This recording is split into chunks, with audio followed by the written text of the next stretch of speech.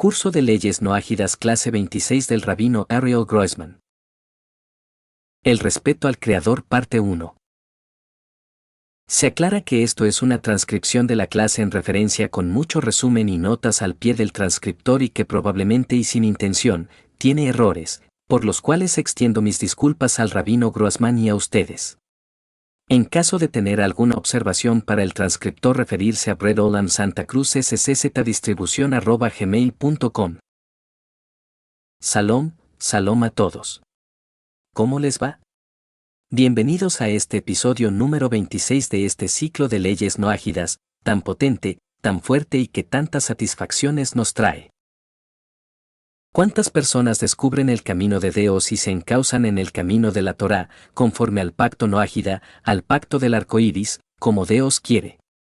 Y así tienen vidas significativas, vidas con bendición, alegría y abundancia. Hoy vamos a comenzar un tema nuevo.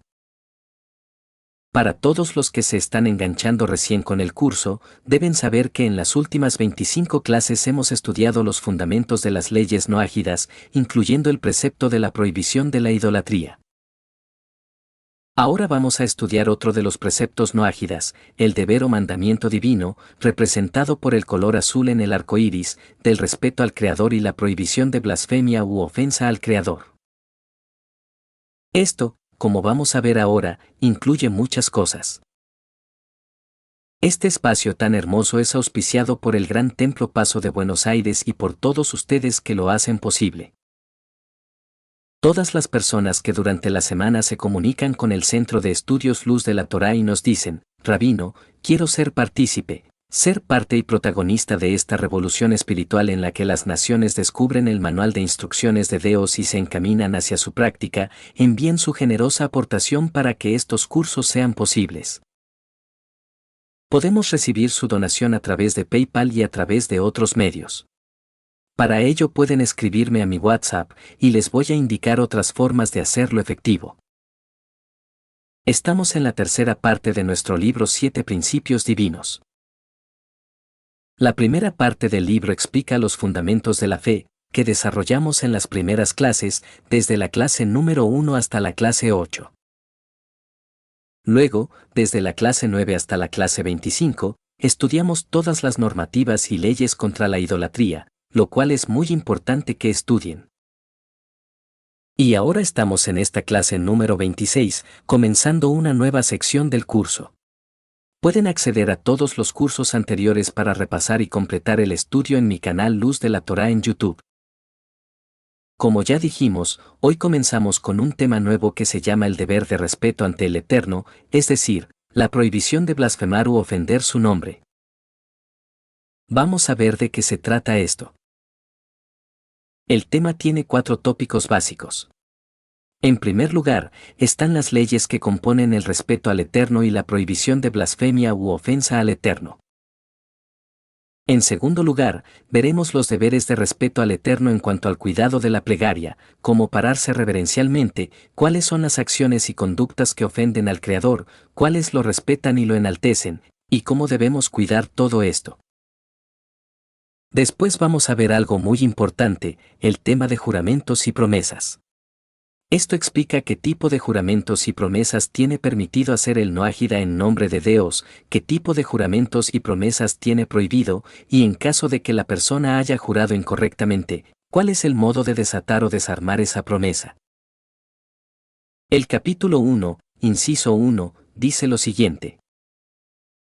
Todos los no ágidas tienen el deber divino de cumplir con el respeto al Eterno y con la prohibición de blasfemar su nombre.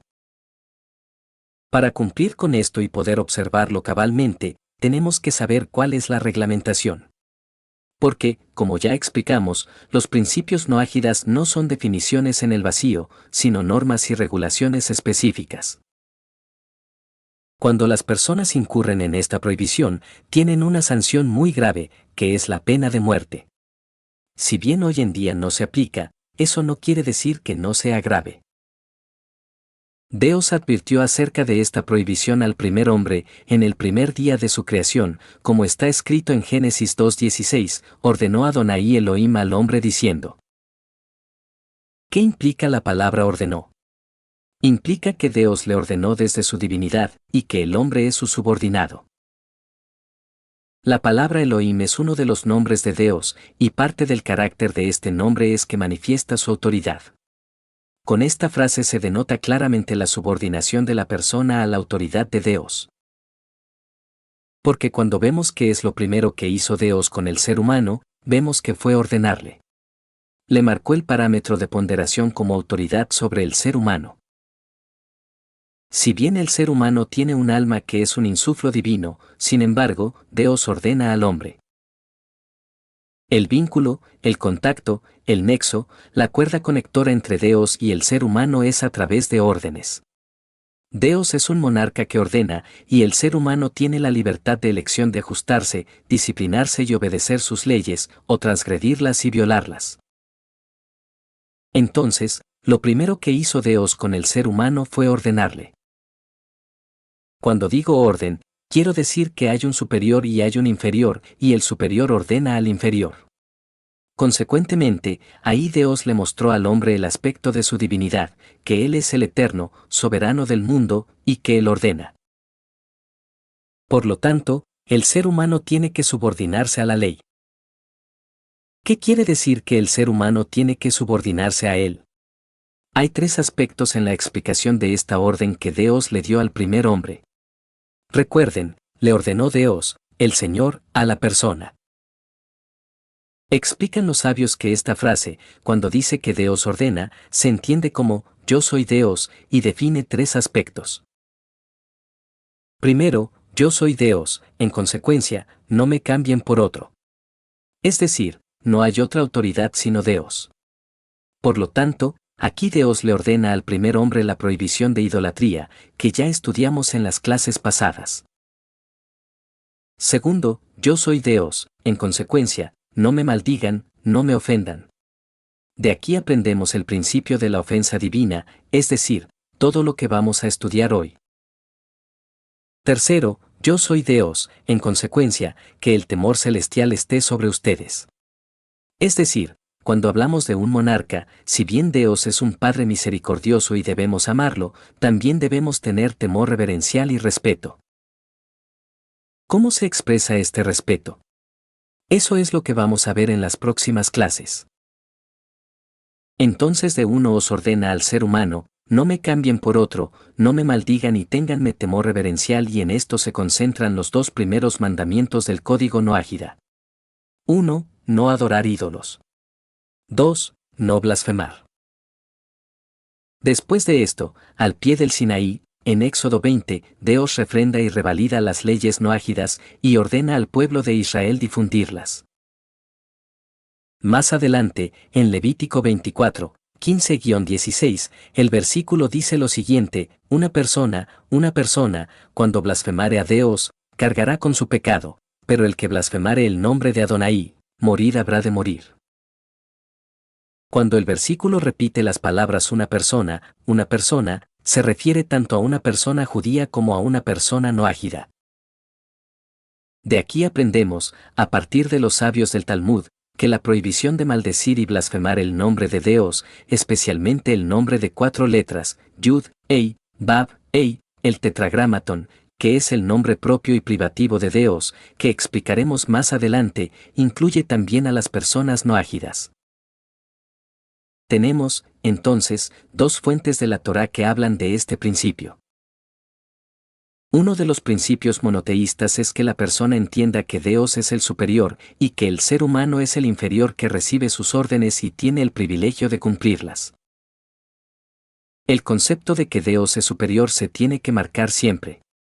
Dios no es como uno de nosotros. Dios está, por un lado, distante de nosotros, y, por otro lado, cuando observamos los preceptos, está cercano a nosotros y observa todo lo que sucede.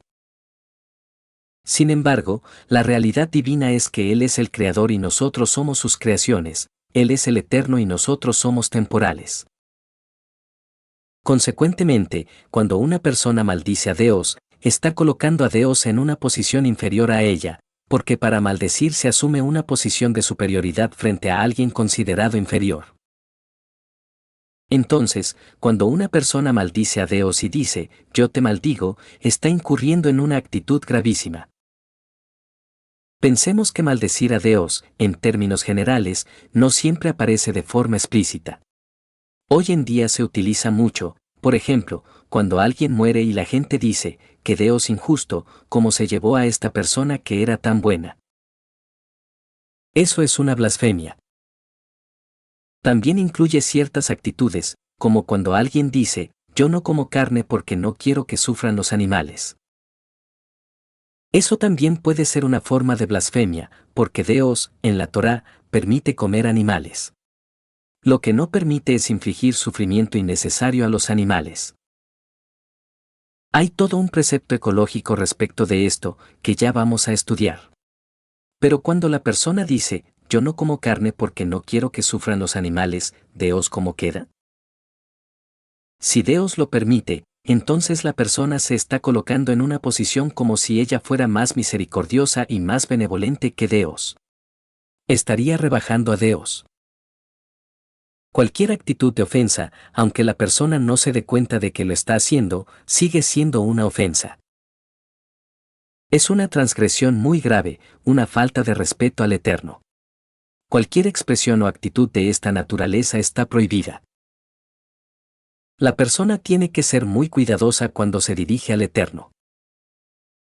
Al dirigirse al Eterno, debe hacerlo solamente con respeto y consideración. La persona debe estudiar, dentro del monoteísmo de la Torá, las normativas y los conceptos que la ayuden a desarrollar no solamente amor al Eterno, sino también respeto reverencial. En definitiva, la transgresión que tiene pena de muerte es la siguiente: cuando una persona profana el nombre de Dios, como dice el versículo que citamos, el que profanare el nombre de Dios, morir habrá de morir. Es decir, tiene pena de muerte. Esto se da cuando la persona expresa o pronuncia el nombre sagrado, divino y privativo, el nombre de 4 letras, con la vocalización que la Torá indica. Hoy en día esto es imposible, porque el conocimiento exacto de cómo pronunciar el nombre de Dios, el tetragramatón, con sus vocales ya no se conoce. Era un nombre muy extenso. La extensión del nombre y el hecho de que no se sepa cómo pronunciarlo con certeza tiene que ver con la complejidad del hebreo. Si bien en la Torá vemos 4 letras, Yud, Ei, Bab, Ei, existen múltiples combinaciones posibles de vocalización. Los últimos que tenían este conocimiento fueron los Kohanim, los sacerdotes, cuando todavía estaba en pie el segundo templo. La pronunciación del nombre fue enseñada por Dios en el Sinaí a Mosé, y él transmitió ese conocimiento especialmente a los Kohanim, los sacerdotes de la tribu de Leví. Ellos tenían, dentro de los 613 preceptos para Israel, el deber de bendecir al pueblo pronunciando ese nombre de Dios. Esto ocurrió durante más de 1000 años en el Sagrado Templo de Jerusalén, cuando sabían pronunciarlo de la forma específica y correcta. Sabemos que incluía 64 sílabas, algo muy complejo. Con la destrucción del templo, este conocimiento se perdió en la historia. Hoy en día, los descendientes de la tribu de Leví todavía tienen el deber de realizar la bendición sacerdotal, pero ya no lo hacen pronunciando el nombre de Dios tal como debería pronunciarse, porque no se conoce. En su lugar, utilizan un nombre de reemplazo, Adonai. Adonai quiere decir mi Señor, y es el nombre que van a ver muchas veces en los Salmos o en la Torá Temet, porque es el reemplazo del nombre sagrado formado por las letras Yud, Ei, Bab, Ei, llamado tetragramatón, que es el nombre privativo de Dios. También se utiliza Hashem, que quiere decir el nombre. Para que tengan una idea, este nombre, que es privativo de Dios y exclusivo de Él, y sobre el cual está prohibido blasfemar, expresa el concepto de fui, soy y seré. Es decir, fue, es y será. Es la contracción y conjunción de 3 palabras hebreas, Allá, Obebe y Ye. Escritas juntas en hebreo, forman las 4 letras del tetragramatón, cuyo modo de pronunciación es desconocido para nosotros desde la destrucción del segundo templo en adelante. Esto se debe a que era transmitido de generación en generación únicamente a través de los Kohanim, los sacerdotes. Una vez destruido el templo, suspendido el servicio del templo y yendo el pueblo judío al exilio, esa transmisión generacional sobre cómo pronunciar este nombre se perdió. Consecuentemente, nadie sabe hoy el nombre de Dios tal como debe ser pronunciado. Sin embargo, maldecir el nombre de Dios utilizando Adonai u otro de sus nombres también entra en la prohibición de ofender su nombre. Esto ocurre cuando una persona dice, por ejemplo, yo, fulano, maldigo a Dios, o utiliza expresiones similares, como, que Dios injusto, que se llevó a fulano, que era tan bueno. Tenés que saber que Dios es el juez de la verdad. Si se lleva a una persona de este mundo y le da vida a otra, Él sabe lo que hace. También está blasfemando la persona que dice, que Dios injusto, o que Dios malvado, que me trajo tal desgracia. Eso también es blasfemia. Aunque no pronuncie el nombre de Dios de 4 letras, igualmente está blasfemando. Siempre, para que exista una maldición, tiene que haber 3 elementos, uno que maldice, la maldición, y aquel que es maldecido. Si la persona dice solamente, maldito Dios, eso no se considera la prohibición específica en su forma completa. Obviamente, es una desgracia hacer eso. No se puede hacer y tiene sanción. Pero la prohibición de Birkat Hashem, es decir, maldecir a Dios, tiene que ver con que la persona se coloque a sí misma en una posición de superioridad frente a Dios, y después profiera una maldición con actitud de soberanía y poder, poniendo a Dios en una posición inferior. Esa es la idea de la prohibición. ¿Se entiende? Ahora vamos a ver qué diferencia hay entre los nombres propios y privativos de Dios y los sinónimos. Hay muchos nombres de Dios, y cada nombre representa otro carácter o rol del Eterno. Por ejemplo, Elohim significa creador de multiplicidad de cosas. Es el nombre que aparece en Génesis 1, cuando Dios crea la multiplicidad de cosas, los cielos, la tierra, los animales, los vegetales y luego al ser humano. Ahí aparece el nombre Elohim, que significa creador de multiplicidad de cosas. Obviamente, el tema de los nombres de Dios es un estudio muy profundo, y existen diferentes niveles para estudiarlo, literal, insinuado o místico. Pero ese no es el tema de hoy. Hay otros nombres propios y privativos de Dios, como el, Elohim, Eloa, Sadai, Tsebaot, etc., que son los nombres que aparecen en la Torá.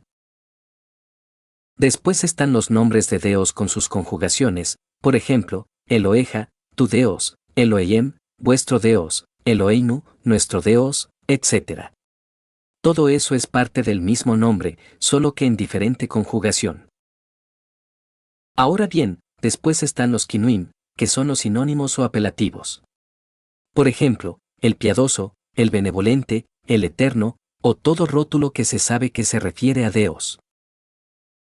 La traducción más precisa del nombre de 4 letras de Dios es eterno. Por eso, el modo correcto de dirigirse a Dios es diciendo el eterno. También se puede decir Dios.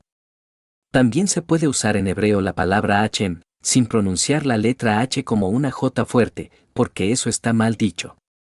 Tampoco debe terminarse con N, sino con M, Hashem. Hashem quiere decir el nombre, indicando el nombre inefable de Dios. Es una forma de hacer referencia al tetragramatón, al nombre de Dios, pero sin pronunciarlo. Es un nombre que se puede utilizar corrientemente, y no es una blasfemia usarlo. Pregunta de un participante, ¿qué pasa con la persona que, en medio de un dolor, expresa una maldición diciendo, ¿por qué Dios se llevó a un ser querido? Respuesta del rabino, este tipo de preguntas nunca las respondemos de esa manera. ¿Por qué? Porque es como preguntar, ¿qué pasa cuando el avión se cae? No hay respuesta útil planteada así. La respuesta correcta es enseñar las 1001 formas para que el avión no se caiga.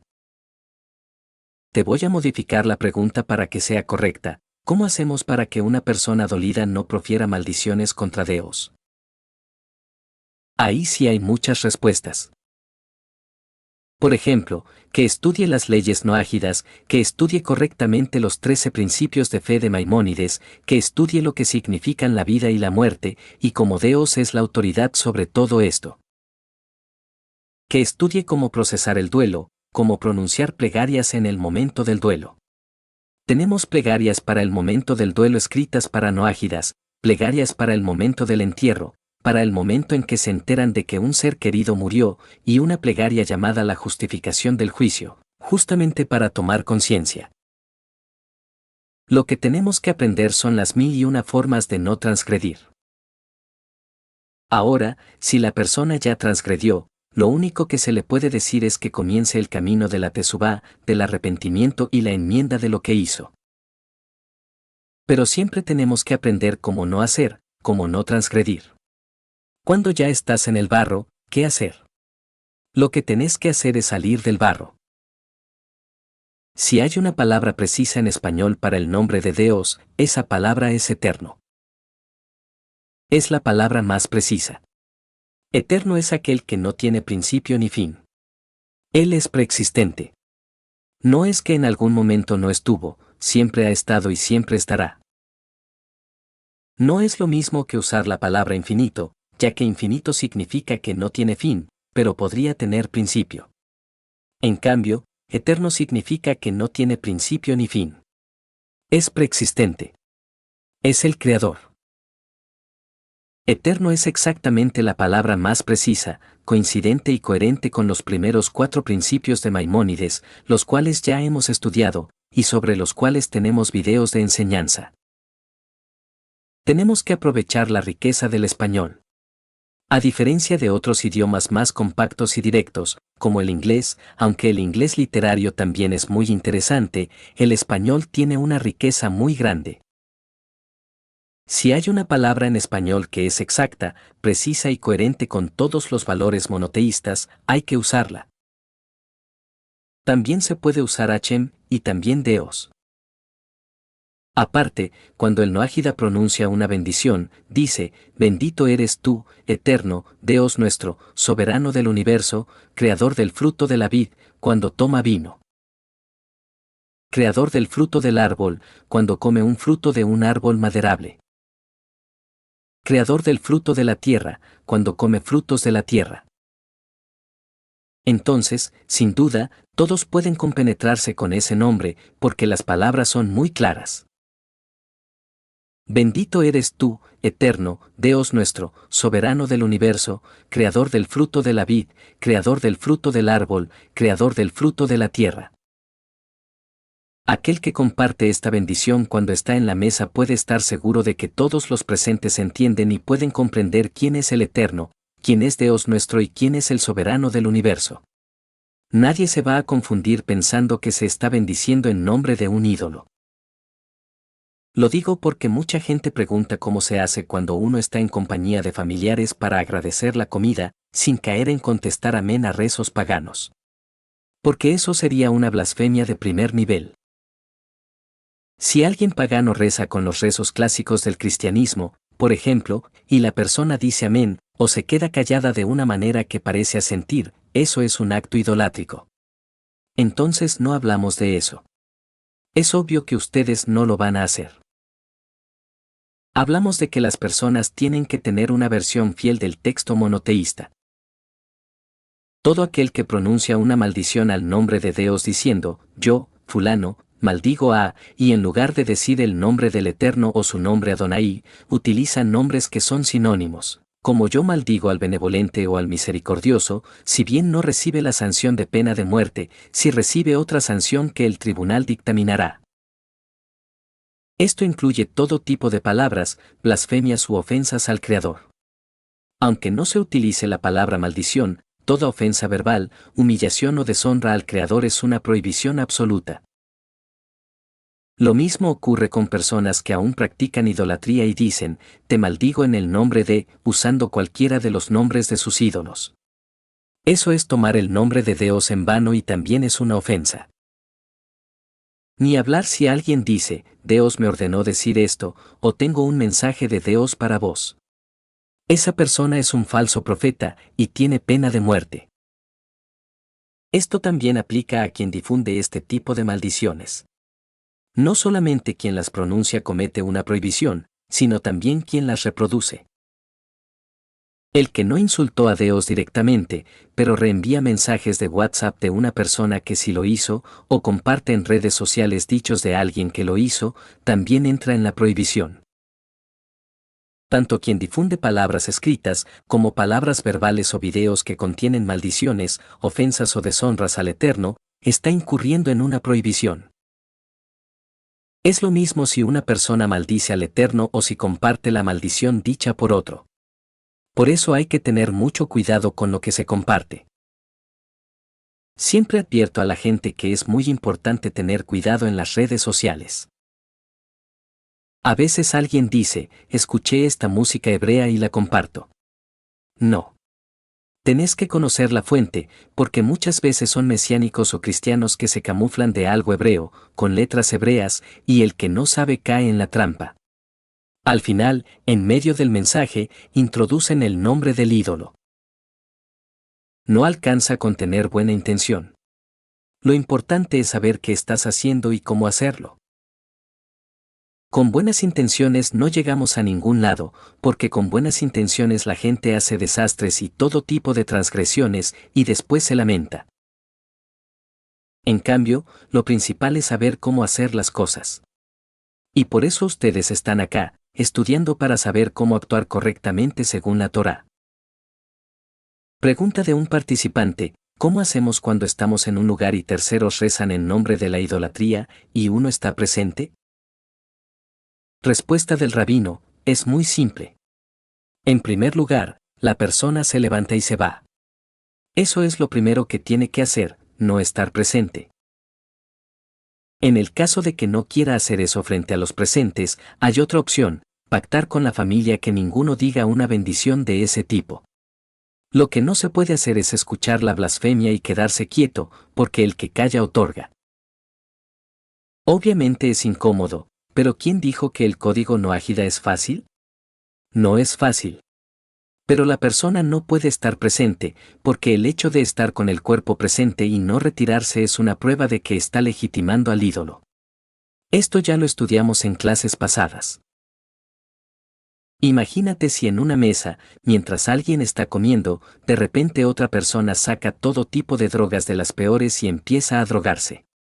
¿Vos te quedarías sentado ahí o te levantarías y te irías?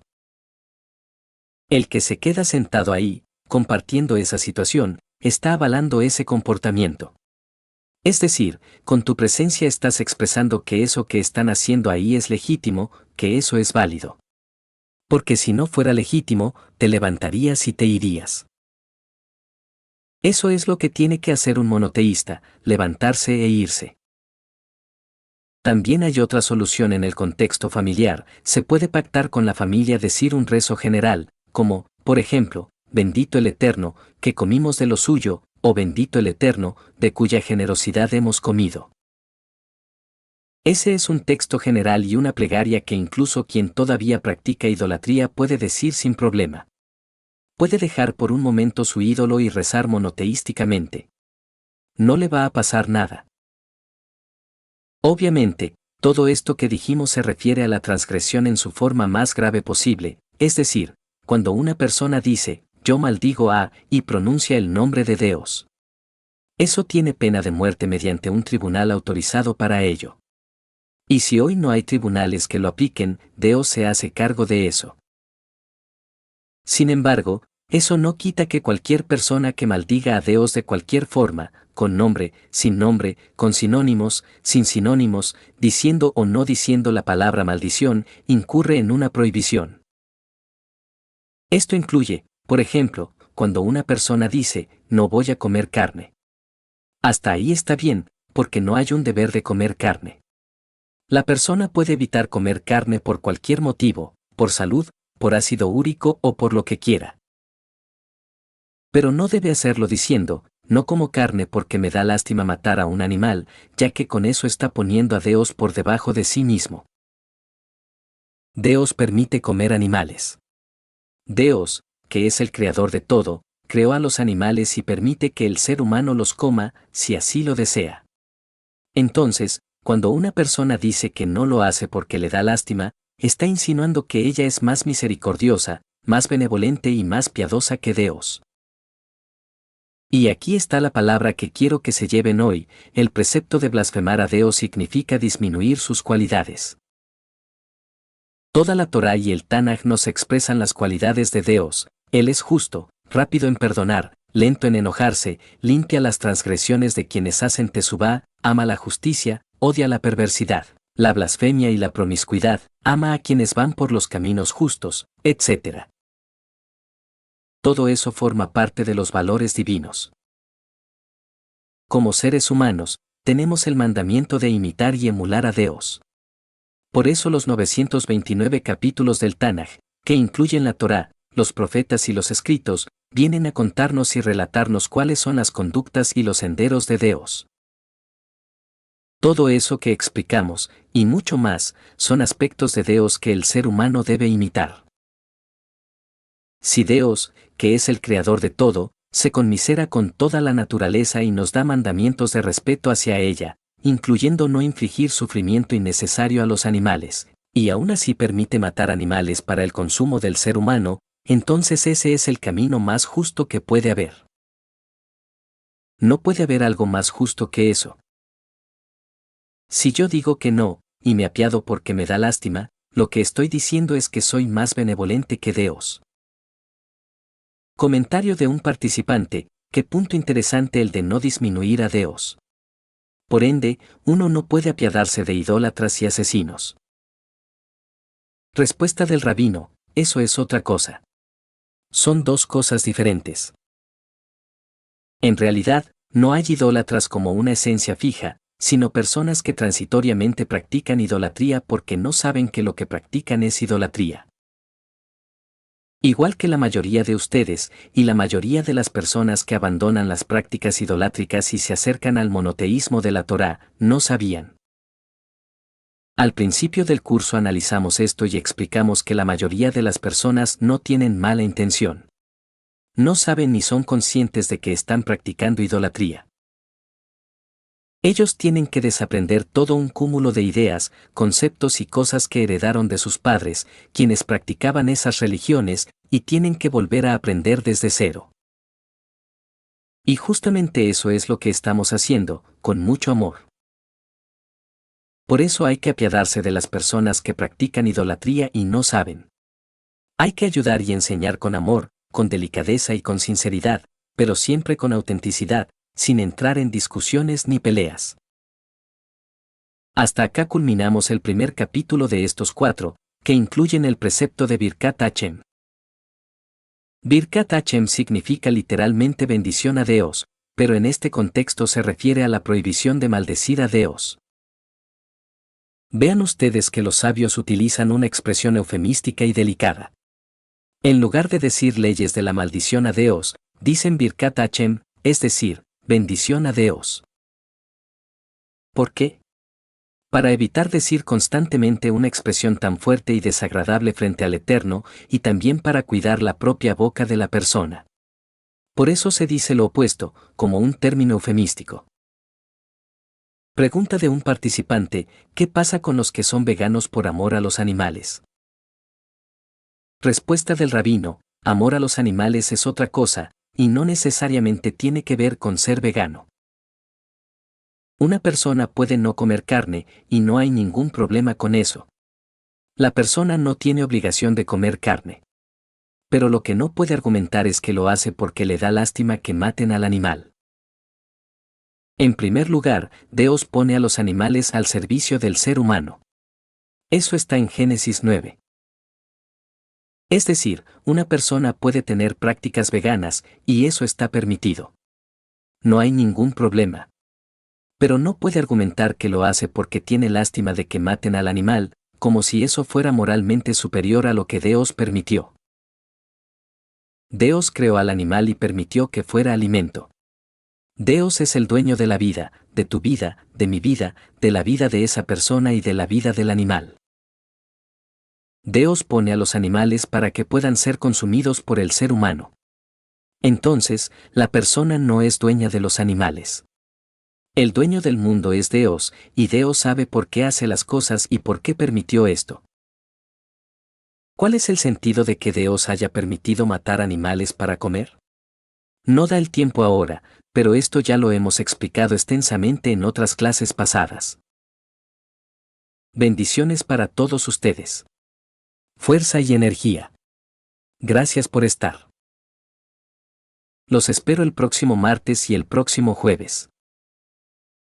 Escriban un email a info@luzdelatora.org y envíen su generosa tzedaká, su aportación, para que este espacio sea posible.